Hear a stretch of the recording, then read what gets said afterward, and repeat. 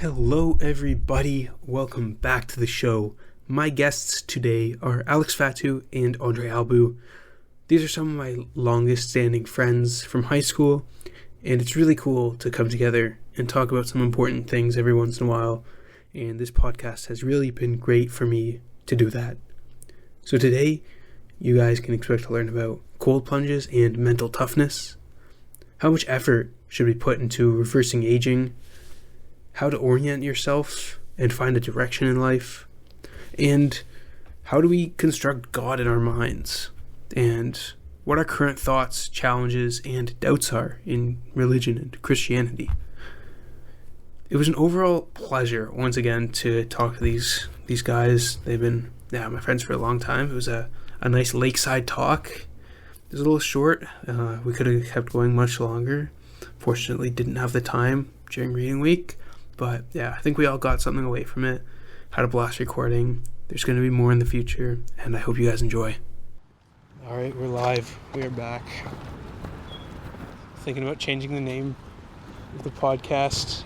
Are you struggling to clip that on there? No, don't worry. What? Yeah, it's on now. Okay.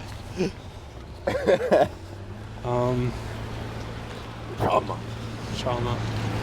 You're fucking Portuguese? No, I'm thinking about changing it from like Owen Learns to Learn. Seems like very stupid. Like some like Owen's mental workshop. Mental workshop? It's a mental workshop where you throwing out ideas, working with them. Because I feel like that's the whole point of this. I just did one of these yesterday with my grandfather. Was it great? Really? Oh, that's sick. Yeah.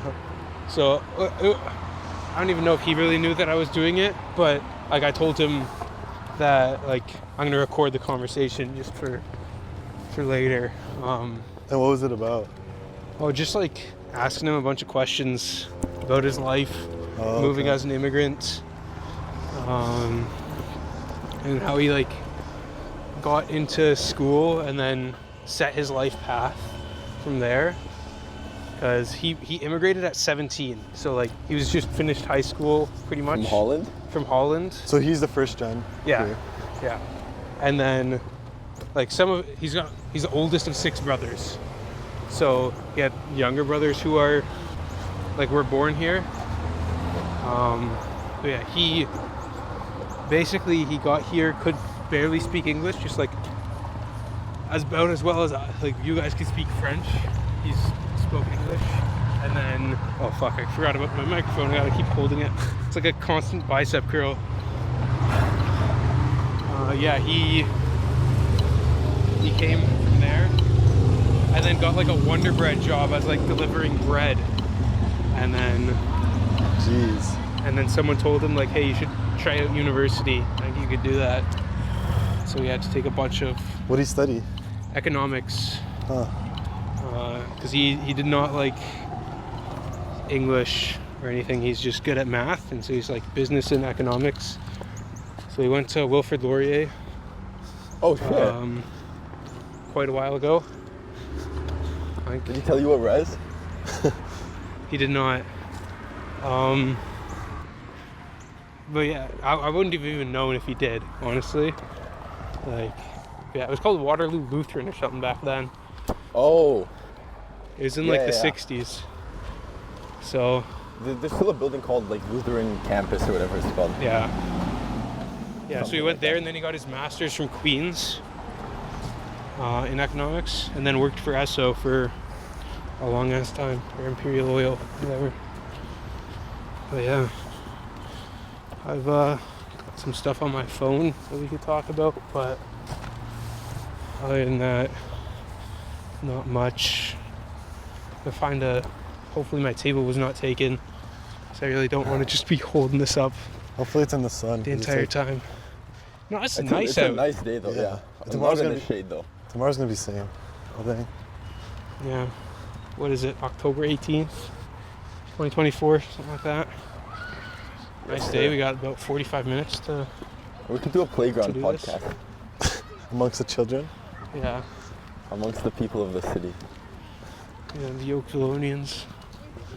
What are people from Oakville called? Oakvillians? Oakvillians, yeah, I think. Or villains. Villains? The Villies. Yeah, I was at that table there. It's a pretty good spot, I would say. Yeah. Or you want to like face the water? I feel like that would be pretty cool. I mean, we could see how close we can get to the water. Do it right on the lake. Yeah. Well, what have you guys been up to?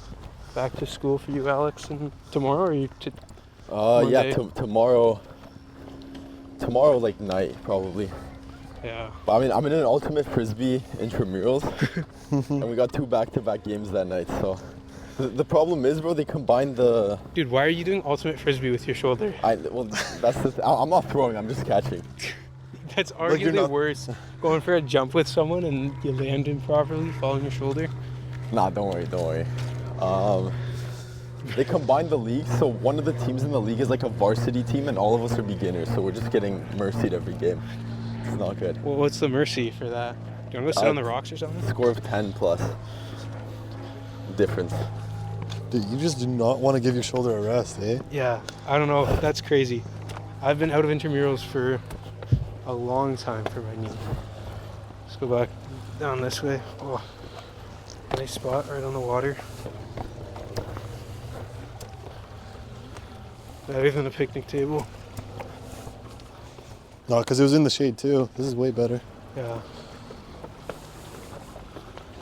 Yeah, no slips and falls though, but all right.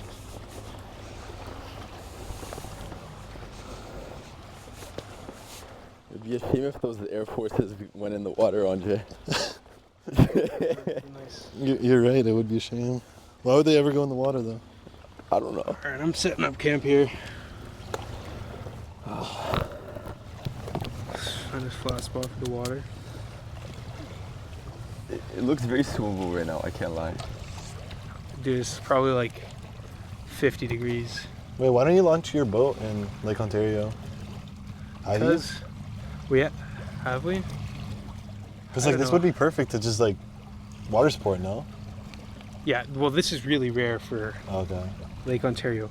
And plus this is not perfect for go down and touch the water. Tell me how nice it is. How icy it is? How icy it is, yeah. I couldn't even get my cold plunge in this morning. I got 7 days straight, but couldn't do this morning. Why? Because my parents put a bunch of chemicals in. They just closed it while I was gone this morning. So I couldn't swim this morning, but... I did a little cold shower in your honor this morning. Okay, I appreciate that. Couldn't come out for the cold plunge, but... Dude, when it opens in the spring, I'll be getting you guys back. Oh yeah, Mama be here. End of April. Something like that. But yeah, dude, cold plunging is actually like, it's not fun, but it's good for your mental, you know? When I did it, it was like the most, like I felt awoke. Like literally just like ready to run or whatever. How cold? It was 4 degrees, you said, right? Yeah. It was How long did you do it for? Holy shit. Like it was like, I think 2 minutes. It wasn't that long. It was like 2 minutes is kind of... It was right out of the sauna too though, so... Yeah. I think I did it reverse though. I think it's better to do cold than hot. No. You always end on and then cold. you went? What the fuck? Yeah. Always end on cold. It was the last night, so there's 3 different ones and then we just did them all. So you end on cold, you said? Yeah. I don't know, that's a Joe Rogan thing. Have you noticed it gets easier as you do it every day? No. No. Oh. Really? Well, the only really... In what sense would it be easy? Like... Well, like you just get used to it, you know? Like with any... You never get used to the tolerance. cold. Like... It gets easier as in your mind gets stronger, but it feels the same cold, if not worse, because it was getting colder and colder every day. It was like it started at 57 degrees and then went down by like a degree every day until it hit 49 by my last day. So it's the only hard part is getting in. Like, it's not that hard to stay in, but it's getting in that's the difficult thing, because you don't want to. Do you get in slowly or just kind of... No, I get in quick. Yeah. My first day I got in slowly, and it's honestly worse. It is worse. But... You just have to kind of just like Yeah. go into it. My second day I just straight dove in. Oh. That's not good for the head top. Yeah. But either way, I the last 5 days was just like, I click start on I did like 3 minute 20 second timer. And then once I hit start, then I just get in as fast as I can. and just tread water pretty much. Not the whole time, because then that's basically just exercise. But like I'll just swim around a bit and be in the cold. This actually looks like really clear and clean water for Lake Ontario. I know. I'm surprised. You'd think It's normally like a lot murkier. I feel like. And we're back. Thank you, Athletic Greens, for that message. AG1. Have you ever tried that? I tasted it from a friend. The taste was like fine, but isn't it I feel like expensive? it's like $90 a month or whatever. And half the stuff you get it from nutrition too, though. Yeah, exactly. But it's like for the people who aren't very nutritious. Yeah. It's probably good for them. Oh, I have a nice. What do you guys think of Brian Johnson? Is that the reverse aging guy? Yeah. I mean, good for him. It's probably going to be very informative, but it's not really, like, maybe he might live longer, but is he living He's not longer? living a Because life, if 24 hours of your day is spent in the hopes of living longer, then none of your day is spent enjoying it. But the people who are devoted to stuff like that is like, it's impressive. Anyone who can take that type of devotion is, I'd say, quite impressive human. No, that's the opinion I had too at the beginning, but then I realized, like, if that's what he enjoys doing and he knows he's doing it for the benefit of, like, scientific research for years to come, I mean, it's commendable, like. Yeah. Because he's already a billionaire, right? He's already basically won life. So he's like, I feel like other things get boring at that point. I mean, what does it mean to win life to you? Just make more money? No. I'm not saying that's how you have a fulfilled life, but like in terms of metrics, he got the money, the success, the fame. But like, I never see a wife in his videos. I never see like family. Well, he's got kids. Well, yeah, he has a son, but like. Is he spending time with them? Yeah, exactly. Yeah. Yeah, I don't know. Yeah. Is that the one with the crazy procedures for like just living, like or trying to like maximize? Yeah, he's his... like the guy who spends like $2 million a year on his health. Oh, what? Oh, he To- does. Yeah, Like the amount of supplements that he takes, his nutrition is the same thing every day. He does I like think- red light. It's just like trying to reverse age his biomarkers. which he has been doing Yeah. and has succeeded. Yeah, I think he's at like. He's like a couple years older than his son now, like in terms of biologically, Yeah. and his son's like 18, I think. Wow, that's impressive. Yeah. I don't know how worth it that is. It's always like, I don't know when you guys heard the question first, like, if you could live forever but no one else could, would you? Because like most people just right off the cuff would be like, yeah, I want to live forever, that'd be sick, just never die. But then you get to see everyone else die around you, like all of your friends are going to be gone, and Yeah, then what's the point? It's- I think initially a lot would say yeah, but then you don't realize the things that come with it. yeah, exactly. No, because the time limit is what gives it meaning. Yeah. Like it's just like an assignment. Like if we had an infinite amount of time to do an assignment, why would you do it now? Yeah, procrastinator's paradise. But yeah, you just get sucked into all the meaningless stuff. That's the type of thing that I feel like it should scare me and a lot more about wasting time, but your body just naturally wants to waste time, I feel like. It's like, But I think some like stuff that are defined as waste, like I was just in my backyard just like sitting in the sun. I think that's good, like, because it helps you, like, instead of working, you have these moments of break where you just like relax and you're able to start working, like once you do start working again, be more focused. yeah. That's the way I think about it though. No, I agree.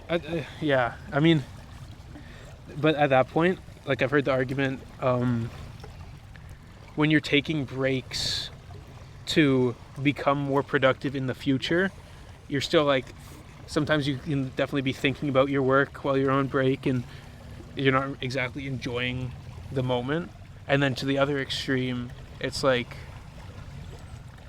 what's your goal? Is your goal to accomplish as much as you can, or to like enjoy each moment? That's like the two ends of the spectrum, is just pure hedonistic pleasure and pure work optimization, everything else, and you just have to figure out where you're comfortable being at. Because I don't think I'd be comfortable just doing hedonistic pleasure every day.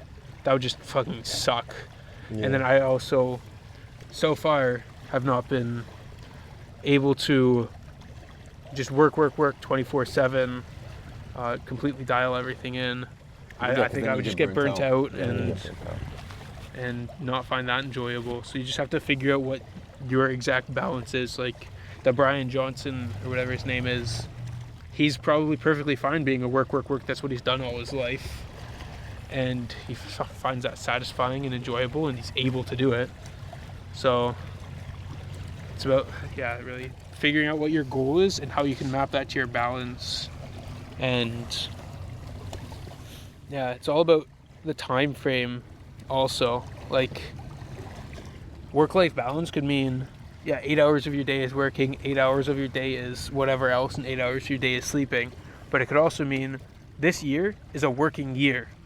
Next 6 months after that, I could take some time off after I accomplish this thing at this time. So it's like how you want to balance over a time frame. Yeah, exactly. Yeah, different parts. That's what I was going to say too. It's like different time lengths you're looking at it. Yeah. And like so obviously a 50-year-old doesn't need the same balance as a 25-year-old. Yeah. And it's also the longer the time horizon you can set for yourself, the more likelihood you're going to be successful, so long as you're not just procrastinating and wasting time, but you're actually thinking, okay, if I've got a 5-year plan and I stick to it, rather like probably 80-20 worth of like focus to whatever else. 80-20 seems to be a pretty good ratio that I've heard. But if you could stick to that for 5 years versus like 4 months, think about how much more you're going to be able to accomplish, and like the fruits of your labor is going to be just so much more satisfying. It's just not about, some people just aren't patient enough for that. I mean, the hardest part is coming up with the goal, because like a lot of people don't know where they go, where they want to go. Yeah. Like for me, I don't even know. Yeah. Like there's a lot of different stuff I want to try out before I zero in on something. Yeah. And you're talking about career right now, right? Yeah, I'm just like, that's the one thing I'm focusing on right. Like when I'm talking about it is career, but even in general though, like let's say where I want to live or stuff like that. Yeah, exactly. Yeah, like I feel like there should be like one main goal for each aspect of life. Yeah. I feel like it's all about having an aim and a trajectory. So, having a certain very specific goal is going to be helpful in aiming your life and following a certain trajectory, but it can be like a little bit dynamic. Like your life's not just going to go, okay, this is my point here right now, this is the point I want to be in 5 years, I'm just going to hit a straight line. You're going to have new visions and new ideas pop into your head through that, and maybe the goal changes. Maybe you can reassess after a year where you're at and all of that type of thing. So I think it's a waste of time to think that there's a perfect goal that you might get someday. It's like a gambler's dilemma. Yeah. Oh, this next maybe this one's not good enough yet. I could do another one. Give me 2 more weeks, I'll do another one. This idea might be better.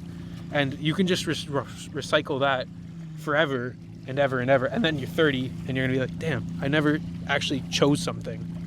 Like, it's called living a toothless life, where you never actually bite into something. You're waiting for the perfect apple to bite into. By the time you try to bite into something, you realize your teeth are gone. And so I think it's all about trying new things, but also having a direction that you're generally headed towards, particularly the good, but whatever direction you want to do, or whatever you're called to, I think that's what it's all about. What do you guys think about that? I think like goals are important, but then also equally important are like you said, goals are dynamic, it changes. So having the skills or just like ability to get those goals, to achieve those, is kind of equally important, because then those you use no matter what the goal is, right? 100%. Yeah, it's like you don't. If you had the biggest goal, like I'm going to beat fucking Bezos, Elon Musk one day, you're not going to rise to that level just because you said that's your goal. No, exactly. You're going to fall to the level of your habits. Yeah, the habits. And whatever, you have to like say, okay, if that is my goal, what type of person would I have to become to be able to accomplish that? And then break it down into the skills. It's like leadership, communication, business management, all of that type of thing. And those are just like leadership. That's just a word. You have to also define it into its actionable characteristics. And that's honestly something that I put in my notes that I thought would be fun to do today. Like defining words that, like saying, that guy's charismatic, or that guy's a good communicator. Alex, I think we've had this conversation before at some point. Yeah. Like, what does that actually mean? It's this, like, charismatic is walking into a room with your head up, talking to people that you don't know. Riz. Like, yeah. I guess so too. That's where it comes from. Yeah, it's all about breaking it down into its fundamental characteristics and just focusing on the actions themselves. That make up the word or the trait. Or yeah, I started like... Well, yeah, we completely reverse engineered the meaning of learning. That one. Yeah. The very first. Yeah. I think we were there, right? No, it was downtown Oakville. Add it to the list. You recorded part of that one too, right? Which one? The convo. It was us three. I don't think... Oh, that one time? Yeah. I don't know if... I'm alright, thank you. I don't know if I recorded that part of it, but that is definitely something we did. Like, I got words that come up a lot in my life. I added them to a list of defined words and a list of 2 defined words. So some of my defined words are distraction and thankfulness. I haven't done this very long. This is like a pretty recent idea. And then 2 defined, I've got like focus, goal, truth, God, learn, appreciate. You have to define what God is to you. God is different to everyone. Like, if I asked you, do you believe in God? The odds that you and I have the same idea of what God is zero. Is basically zero. It's because it's like an abstract thing you have to think about, and it gets explained to you. And so definition like changes, I think. An idea of what I think. Like, I don't know what God is. I'm not going to claim I do. I think I know what it's not, and I don't think it's an old bearded wizard sitting in the sky with a wand casting it for each person. Like, I don't think that's what it is. I think it's more along the lines of the true force of good in the world, and you want to align yourself with the force of good, and you have a general intuition about what's good and bad through stories, through your life, through your actions, and how you feel about certain things. And you just want to align yourself with the good and not fall into the evil. And the devil, it would just automatically be the opposite of that. Or you could define what the devil and evil is and just reverse that, and that's your God. So, like, that's the type of thing I'm talking about, where is like defining stuff like this. And then some other ones are like the word smart, peace, success, and winning. I don't know if any of those spoke to you. You guys want to talk about, like, what do you think? I mean, just a little thing about the God thing. I think a nice way to define is like everything in this world is like it's an equal and opposite force. Like almost everything has a pair: sun and moon, good and bad. Isn't that one of Newton's laws? Well, I guess, yeah, but like... So it's fundamental in physics, so it's got to be everywhere. I agree. But like, I like defining things. Like, an easy way to define something is by the opposite of what it is. Because it's easier to define what it isn't than what it is, I'd say. So I think that's also a nice way of, like, looking at life. So what do you think is... What do you think God is, and what do you think is the opposite of God? Oh, I don't have an answer for that. I'm like, even as you were saying your definition, I had like 3 other definitions coming into my head. Like, I don't even know if I can. That's one I can't answer yet. What's like? What do you think God is? Like, not. It doesn't have to be right. I'm just curious what you actually think. Well, I mean, like, what have you been taught? It's just Yeah. The infinite version of Jesus is the easiest way to say, I think. And then it's kind of like, well, because he's all-knowing, he's never-ending. It's like, it's everything. It's kind of everything, but it's also... Because I think when you say he's like a force of good, I think that's applying a value, like, he created us in a world where bad also exists. Yeah. So do you think the bad is part of God? I don't think God is bad, but, no, but like, is bad was defined by God as well. Yeah.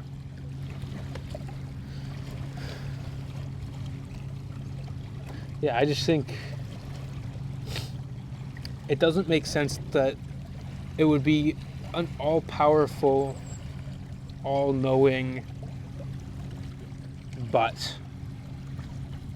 And I think there is a but where there's free, like, thought that we all have. It's not, like, I don't believe in determinism. That's, like, everything's already set out for us. Oh yeah, fate, yeah. Like, if something is all-knowing and all-powerful, but then it's not all-knowing and all-powerful. It's like, I think it's something different completely, where it's like there's forces in this world that are beyond our comprehension as humans. I fundamentally believe that. Like thoughts, and there's just so much stuff that we don't know. And I don't think that we have a capacity to know. Definitely not yet, maybe in the future, but I think the forces that we don't understand throughout the entire universe, anything that is quote unquote good is a force of God. That's like my sort of current understanding. Like I could completely be wrong, and I'm open to hearing something else. I do like it. No, because I guess if you look at Adam and Eve, like he created them as good, but because of their free will, they decided to exhibit evil. But had they have remained within like the image that God made them in, everything would be good. So yeah, you could say that like he is good. No, like I agree with your definition too. But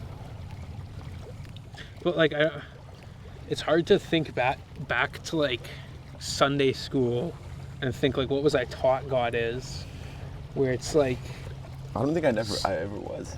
If I think about it. Yeah, it's like they never just God sat just down exists. and said God exists. Yeah, exactly. There's just these figures in like following the Bible. It's like these characters in the story almost that we're taught of, but not what it is. Well, I think that's the beauty, right? Like everyone comes to their own conclusion. Like that's why I feel like those teachers wouldn't talk, because they're bounded by humanity. Like what gives them power to tell other humans what God is? Mm-hmm. Like I feel like it's just something you have to come to your own conclusion. Yeah, that's a what. priest is the closest you can get to that. But like, that's honestly. I mean, like, that's what I was gonna say. Like that's why I've got a confliction with, like the Catholic Church per se, where it's these people have their like dogmatic stipulations that are added on, and like your priest can talk to the God better than you can, and they can tell you, because you're not smart enough to figure out what the meaning of this is. Like God speaks through them to you, like that. Yeah, but yeah. I'm more of I obviously grew up in a Protestant like denomination where it's more, this is what the story says, and you can come to your own conclusions on it as long as you're honest about what it's actually saying. And I'm far more inclined to agree with that and bounce ideas off one another as people and come to our own conclusions about stuff. Yeah, you're not going to be right all the time, but I don't think the church is going to be right all the time either. Like, there's so many times where the Catholic Church was wrong. That's what I came to realize, because like a lot of times, like we grew up like going to church and stuff, but I don't think like to believe in God you have to go to a place and worship Him in that set place, like on Sunday in the church. I think like it's a lot of like self-reflection and stuff like that really like that's how you really come to realizations, just reflecting it like within yourself. Yeah, I think I definitely agree with that. That was something I thought for a long time too. But then I thought, longer about why would there be a Sunday church? Of course it was in the past, because that's when the priest would like give their teachings and you had to listen to the teacher because you couldn't understand the book. But now you can do your self-reflecting and stuff. But it's also, I think they're both important, because now it's also, the church is a good community. It's a community of people that you are like-minded to. It's a group of people that you can trust. And I think the church is now more about community than about that's where God is. And so that's why I've started going back to church as well in London. Because for a while I didn't, but now I'm going back to it because I think it is important to have the people close to you to talk about important things. And because if you're constantly wallowing in your own thoughts and your own self-reflection, you're not open to you're not getting critiqued by anyone. And so if you're in a community as well as doing your own self-reflection and prayer and everything, then you can have your thoughts checked and like really check your biases. Because I think, me personally, I think I could rationalize myself to almost any point if like given long enough. And I would have to be checked by other people to think, no, that's wrong. And like, you know what I mean? Like I can rationalize myself into doing some pretty stupid things. Mm-hmm. And so it's all about having people around you to really keep you in check. And I think, of course, prayer can do that. Like you can do that through God. But it's also good to have the people around you. Yeah, no, I think it's just an addition. But like, I don't know about you guys, but like, I can't deny that when I step in the church, like I just feel good. Like I just feel like, I don't know how to describe the feeling. It's just like a warm, like, welcoming feeling, I guess. And then I also kind of think of it, like we were talking before about the scale of work to like relaxation. If you think about it, Sunday's the day of rest, and God spent the first 6 days working. So if you, like, we could also like base our life off of that too. Like grind 6 days, and then just one day reflect, and then yeah, I've been wrestling yourself spiritually, and like, you know. Yeah, I've been wrestling with that a lot, because a week goes by, Sunday comes, I'm like, man, I really didn't give it my all this week. I was distracted at this point. I made this stupid decision. I got to catch up on Sunday.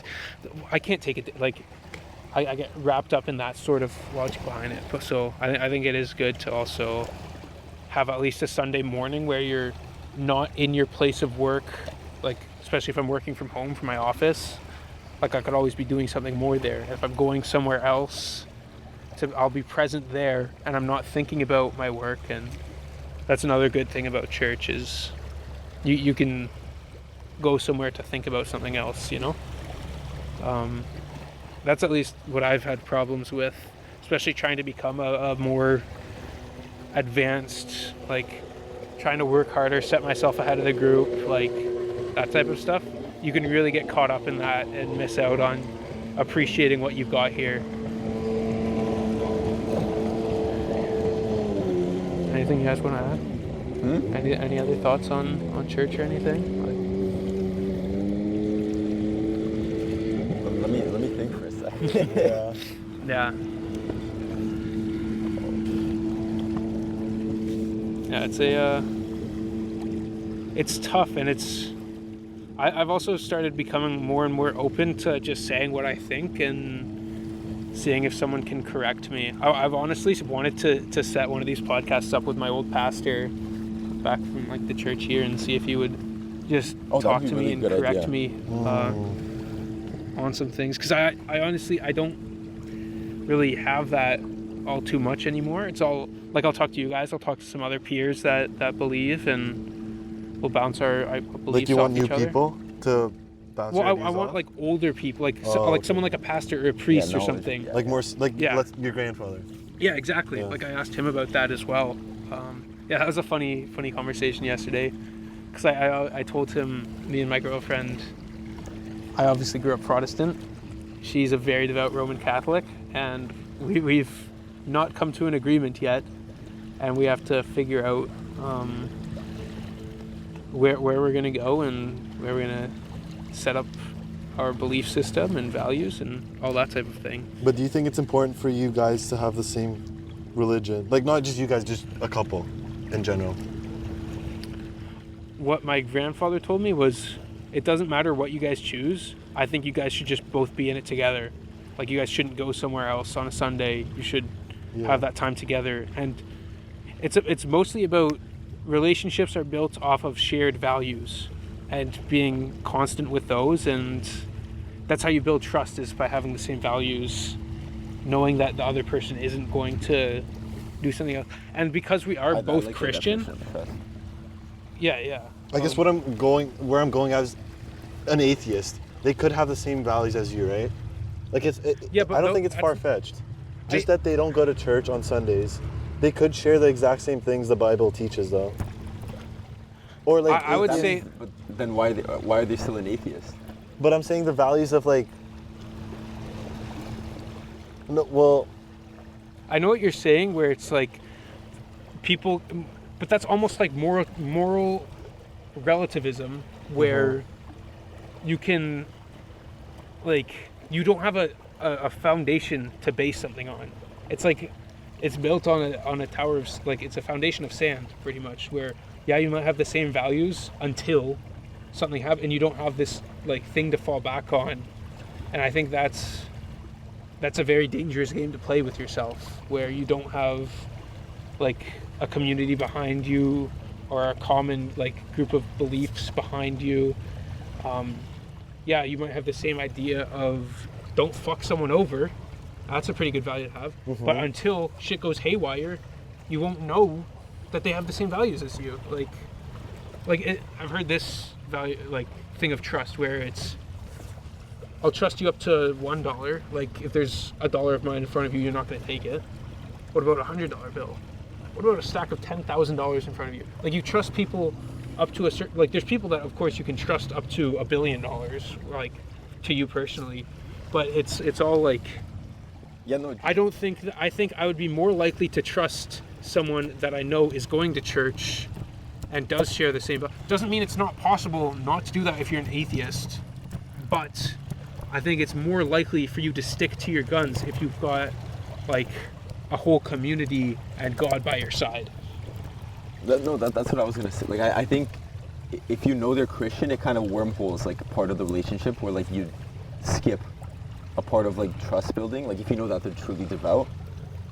That's the thing, though, truly devout, though. Because a lot of people say they're Christian. It's like a lot of Muslims say they're Muslim, but I'll smoke weed, I'll do but like pork is where they touch the line. Like, they all set their own boundaries and stuff. No, I agree. To stuff. So I think it's like, I don't know. I just think it's just a bit more. I'm not saying like I think you can do the same thing with an atheist. You just need a bit more like what's it called? Insight. Gauging. Background check. What's the background word? check? Fuck, what's the word? I don't know. Insight into them, or like, Yeah. There was one word I was looking for, but I can't think of it right now. I mean, I also guess in my conceptualization of God, of just being the force of all good, if I see someone who's atheist that's aligning themselves with the force of all good, like if they're aligned with the force of good and they like have, everyone has faith to a certain degree, you know, like even if they say they don't believe in God or they don't align with the church or whatever, because I can see why people wouldn't. I think that they are like religious in some sense, that they're aligning their actions with the good. Yeah. I think that's an idea that I'd have to bounce off of some people, because I think that some people would say no, they wouldn't be then. They're not declaring that Jesus is their Lord and Savior, therefore they're not saved. Doesn't matter how good they are here. And then I go to the thing of, if I memorized the Bible and I lived out the Bible to the best of my possible ability, but in my heart of hearts couldn't make the leap that there's a God in the sky that's going to control my destiny in the heaven, like, if all of my actions are aligning with the word of the Lord, am I a Christian? Even if I don't believe in my head? Like, that's something that I don't know the answer to. And I have to explore that further, definitely. I don't know if you do you believe, I think I think that's the most important part. To consider yourself a Christian. Yeah, and see, that's what I'm wrestling with, because then like I agree, you're a good person if you fall, because obviously the Bible is the guideline for a good person, I guess, if we can use that definition. But to be truly a Christian, I think that's the make or break. Like that's definitely what I've been told as well. But it's just hard to conceptualize that in my head. So are you saying you don't believe it, or like? I have my moments of doubt. Yeah. Course. No, I mean me too. Me too. But then again, I also pray like to God. So I don't know. I don't know if I've made the leap to saying like. Here's where I'm at. I'm like, I don't know if it's true or if it's not true, but I'm going to live as if I believe it's true, and I think I will live a better life in that case. And like, I'll have a more fulfilled life if I do believe that there is a God and that Jesus was on this planet for me and all that type of thing. And I don't know. It's also one of those things that you could. I think in my heart of hearts, I could rationalize it either way. But if I live and believe, like, and just trust that there is something, I'll live a better life. And that's the part that creates the hesitation, right? The fact that you can rationalize it on both sides. Because I feel the same. I just think we're all three of us, like, we're rational, like, logical-minded people. So that's why it's like those moments come up. Exactly. Hard to. But that's good, because like we always like, that's how you like get to different answers. You reflect about it and have different realizations, or I don't know, that's how you like explore and like, I don't know. Yeah.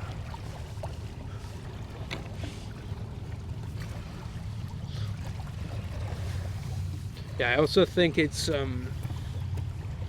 also, I find it tough to, not tough, but hard to believe a certain religion when there is like so many different religions out there in the world, and 6 billion, like 8 billion people, however many people are on the planet now, and there's like so many people believing different things, and like, well, I think the way to solve that, sorry, I'd say it's hard to trust that there's an all-knowing, all-powerful God that's like just leaving these people to not know the word of God. And there's like, Muslims think of us like, oh my God, I can't believe that they don't believe this thing. I just so believe that it's true in my heart, like this book or whatever. And we as Christians believe, oh my God, I can't believe these Muslims think like, I just wish they could see it from my way. I wish that they would be able to understand like Jesus and all of that. And then the Jews are like, oh my God, these Muslims and these Christians, I can't believe they don't believe this thing. Like how, and it's just everyone thinks the same thing of the other people. And who's right? I don't know. Well, sometimes I think that religion was made to just divide people. Like, it's just something that's so divisive, and like, it's hard, like, it really creates those boundaries. It's just sometimes that I've been thinking. But at the same time, it brings so many people together, because if there was no religion, everything would be so much more fragmented. Like, fragmented into, what, 600-700 camps? Different whatever, ones. versus fragmented into 6 billion different camps of their own mind. Like, we are a social species, and I think religion definitely plays into that as well. I don't know, there's just so many different ways to come at religion and its purpose. I've come to the current conclusion that there is a purpose for it, and it is important to your life, and I think you'll live a much more fulfilled life if you have it in your arsenal. You know? But at the same time, it's also hard to keep it front of mind when you've got so much other stuff going on, and so many ways your attention's being pulled. Yeah. Yeah, in conversations like this, like, yeah, they're good, but they also open up so many more questions. So many doors, answered. Yeah. And But I mean, that's the journey, right? That's what makes life interesting. It's literally just asking questions. Yeah. Because if it was solved, then like, what's the point, you know? Yeah, I don't think there is a answer. There is just a better and a worse, and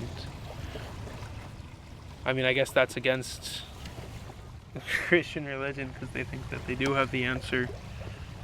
But the more that I think about stuff, the more I think I don't have the answer. I just have a better idea than someone else.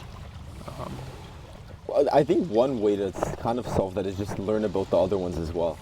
Because like I've done a bit, like not extensive, but like it always makes me come back to Christianity and just makes me realize like, oh, I just agree with this more. Yeah, but And could it that just be makes sense in my brain. because of the such little dive that you do into something else, that you have a rock this size of Christianity that's a good from your point. 18 No, years obviously- to the obviously, small yeah. stone, and you compare this boulder of everything that you know about Christianity to the small stone and be like, yeah, of course this boulder's gonna No, that's a good make point. more sense than the stone. But you can't get everything. So I think But I will say I've heard of like people doing that, like theologists that study a lot of them. Mm-hmm. And there's cases of like them starting off Christian, they learn about other ones, and then they turn Muslim, and then inverse, they're Muslim, they learn about Christianity, and then they convert. I But think from what I've heard, and obviously I wish there was stats about this, but from what I've heard, there's more that turn back to Christianity. I'll give you a than other crazy cases. stat. I'm not sure if this is. I just heard this somewhere. I haven't looked into it in a long time, but from what my understanding, in the survivors of the Holocaust in those camps, there were Jews, there was just non-Aryans that were Christians, and all this other stuff. But basically, the premise was, say it was 50-50, religious, non-religious people. For the 50% that were non-religious, when they got out of the camp, they were like, "Thank you, God, I am turning to religion." For the 50% that were religious, that went through that experience, they were like, "Holy fuck you, God, you don't exist, I'm turning away from religion." So it's just like, Yeah, it's all about experience, and it's just it's a hard thing to figure out, and I don't think there is a figuring out. There's just faith, and faith is not easy. I'll say that. I mean, yeah. But You gotta again, it comes. Yeah, that's the thing. But like, I'd rather be guided than not guided. I feel. Yeah. I feel like it helps I think solve it one is part of the life. Then a good foundation to rest your life on, and always have something like that to fall back on. And yeah. Anything else you guys want to say before we end this? no, I just don't think think thanks so. for having us, bro. Yeah. Of course. Beautiful day. Good Beautiful talk. discussion.